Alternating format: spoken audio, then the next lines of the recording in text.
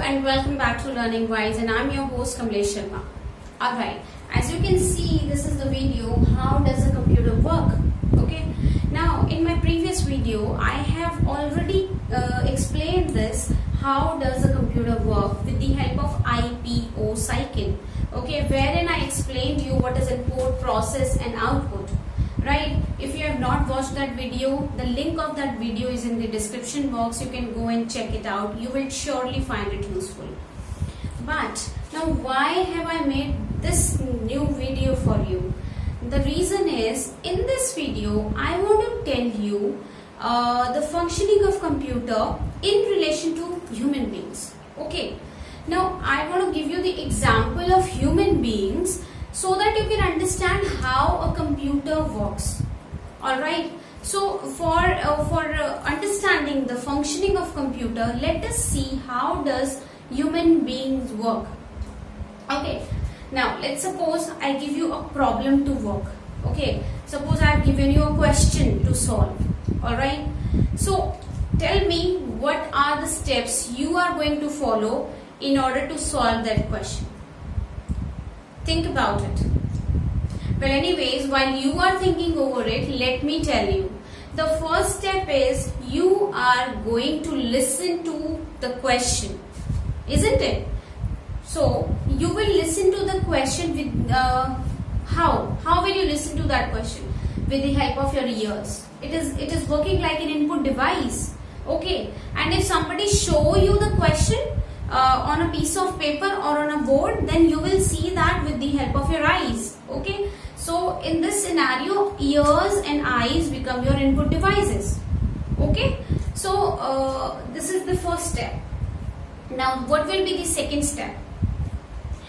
Second step would be you will store this question in your memory, isn't it? Somebody has spoken a question. I told you one question. So you are going to first listen to that. Secondly, you are going to memorize or maybe store that question in your memory so that you can work over it. Right? So this is going to be the second step. Okay? Storing it in the memory. Now the third step is going to be you will use your brain to solve this question. Isn't it? This is the most important part, right? You are going to use a part of your brain to solve this question. Okay, so this is the third step, right? I hope you are following me and you are able to understand what I am telling you. Okay, now the step 4 is, suppose the question is difficult. Okay, let's imagine the question was difficult from your point of view. You may take references from some other places, like maybe some book or maybe internet or maybe some other place or maybe some person also, right? So this is the this is for the reference. Okay, so this is your step 4. Now what is going to be the step 5? Step 5 is finally you are going to tell the result. Okay, once you have solved that question, okay, so you are going to tell me the result. You are going to show me the output or the result. How you are going to speak that? How you are going to tell the output? Of course, with the help of your mouth. Now mouth becomes the output device in this scenario. Okay, I hope it is making sense to you. So this is the step 5. Now step 6. Suppose this was the long calculation, okay, and you want to write it down on a piece of paper or maybe a notebook, okay, so that you can use it later on in future, okay, for reference or maybe for any usage. So you can do that also. So that is the step 6, storing or saving it somewhere. Now that becomes the storage part. Okay, I hope after these 6 steps you are able to understand how the computer works. Okay, so the first thing computer does, it takes the input from the user, right? From the user. In this case, I was the user, okay, and you were given the input. And how were you given the input? Using your ears. You took the input through your ears, right? In the case of computer takes the input from the user using the keyboard or mouse or any other input device, right? Now once the input is taken, then it is stored somewhere in the memory, like you saved the question in your memory. Okay, so this is the step 2 of computer also. After that, this question is processed by the CPU, central processing unit of the computer.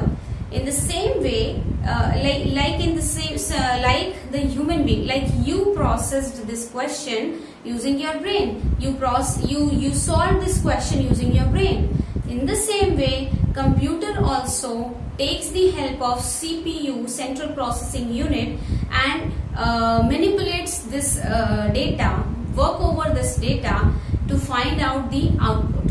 Alright, and the next step is to give the output, to give the final result. In the case of human being, you use your mouth to speak the output, and in case of computer, it is going to show the output over the output device, and the most commonly used output device is the monitor, as you all are aware of. Okay, and even during this entire process, the output is also saved somewhere so that it can be referred to in future. Like in your case, you used notebook to solve the question and to save it for future use. Okay, so now I'm going to write down those steps over the board so that you can learn them. Alright, so now I have written all the 5 steps here. Step number 1, you listen to the question given to you through your ears, which forms the input, right? So this is the first stage, is taking the input. The second stage is remembering the question and storing it in memory, right? Here comes the role of memory. Third step, now your brain will act on the input to solve the question, right? And here this is basically the processing part. Here the step 3 is the processing. Now step number 4, you will tell the output after the processing is done. Okay, after you have got the final result, you are going to speak that with the help of your mouth, which is the output device. Finally, you may also write the solution of the question in the notebook for future use, which is the storage. Okay, and here also for storage you need the storage devices. Alright, so just like a human being works over anything with the help of the smaller system. Okay, a human body is consisting of many subsystems which work in a coordinated manner, right? So in the same way, computer system is also consisting of many smaller subsystems which work in an integrated manner, which work hand in hand, so that the problems can be solved and the output can be achieved. Okay, so that's all in this video. I hope the concept is clear to all of you. Thank you so much for watching Learning Wise, and thanks a lot for supporting me and my channel. Love you all. Bye bye.